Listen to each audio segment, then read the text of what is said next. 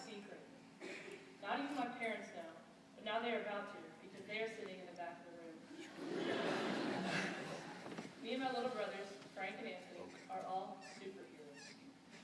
Now, I know many of you are wondering what makes us all superheroes. Well, to answer that question, we have our own individual powers.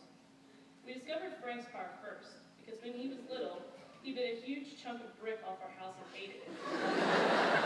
Therefore, his power is called Master Chop. It allows him to bite through anything. He basically is the roughest, toughest man/Cyclops you will ever meet. We discovered Anthony's second, because right after he was born, it all began. He had a temper that would blow anyone's ears off. The first time we discovered this was when he was about 2 years old. He got extremely mad at Frank and I for stealing his Pooh Bear. He screamed so loud that my mom had earaches the rest of the day. Basically, he will make everyone's ears fall off and go deaf if they are not a superhero. After we discovered Anthony's power, we discovered mine. Now, most of you may know I was not the sharpest looking kid in 6th grade. And for those of you that don't, here's my school picture. I know what most of you are thinking. Wait a second, could it be? Is that really the same person as the girl who was amazingly beautiful behind the podium? Why, yes it is. Once I grew out of my phase of wearing pigtail buns and no training bra, I started admiring how amazingly gorgeous I was and started making faces in the mirror at myself.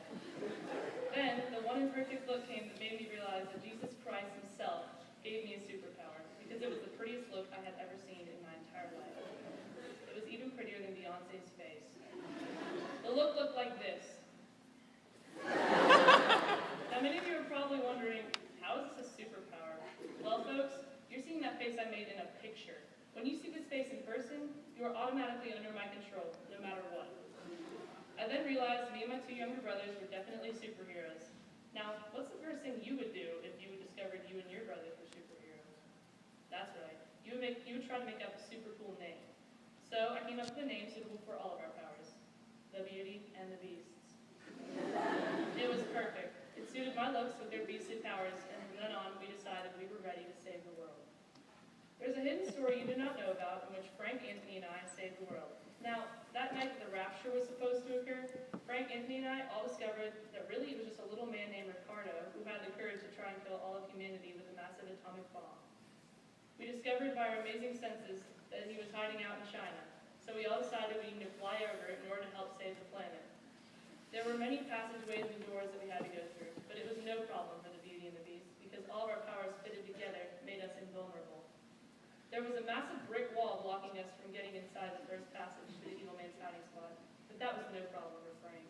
He opened his mouth extremely wide and bit through that wall like a banshee eating a horse. Next, for some reason, 3 old women who looked like Betty White were standing in the way of our underground tunnel. We needed to pass through in order to get to the next room. Why did the evil man have 3 old women as his bodyguards? I still do not know the answer to this question today, but he did. This was no match for Anthony. I knew how to make him mad, so I went up to him and took his Pooh Bear and threw it behind me. He has always hated when I touch his Pooh. But I did it because desperate times call for desperate measures. He got so angry that he screamed really loud and made all the old women die instantly, for they could not make it until the scream noise. We then were allowed to move to the next room, which contained a huge man named Nick Cavino.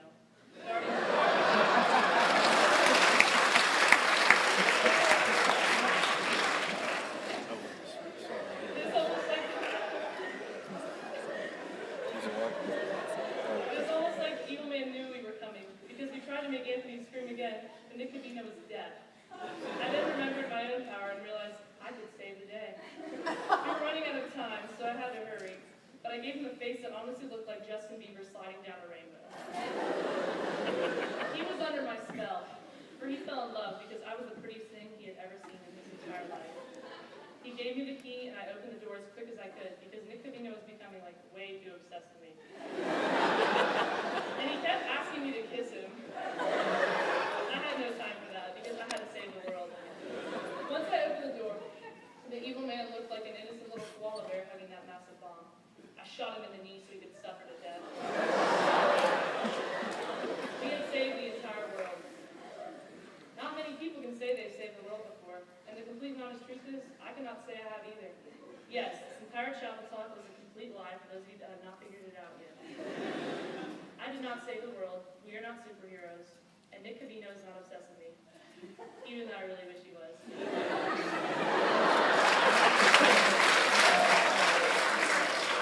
When we were younger, though, we liked to pretend we were all sorts of different things, and superheroes was one of them.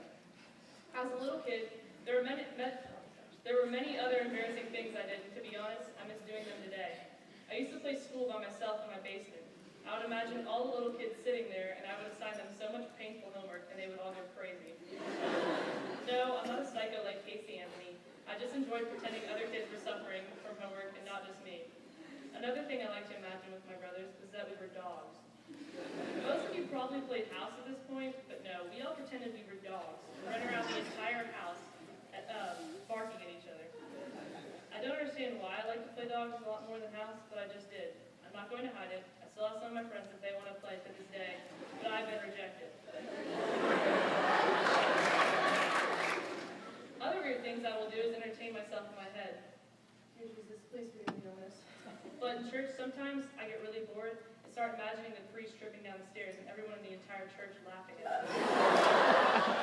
No one ever laughs at a priest. Even when I'm at swim practice on a rare occasion, I will pretend I'm playing a character in a movie. My all-time favorite is to pretend I'm that random girl in the wheelchair doing that trust fall from Mean Girls. I love to quote her and say, "Vaughn, I don't hate you because you're fat because I hate you." It's really fun and entertaining. I really have not changed one bit since middle school because I'm still immature and crazy, and I still continue to do all these things today. I know most of you are thinking I'm a freak, and yes, I kind of am, and so are my brothers. I think we all have something a tiny bit weird about ourselves, but that's just what makes us all so interesting.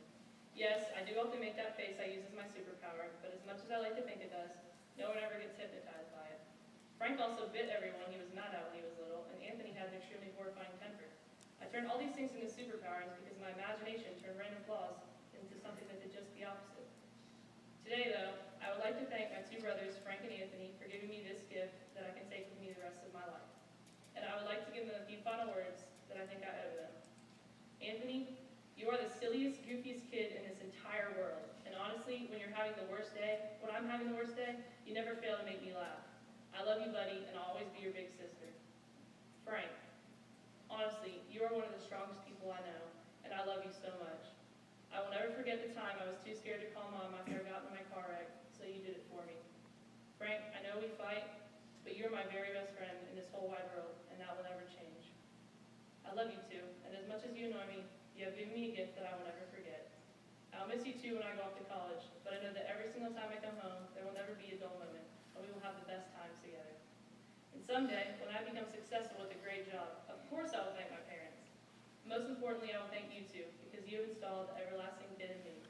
I love you, and I'll never forget all those times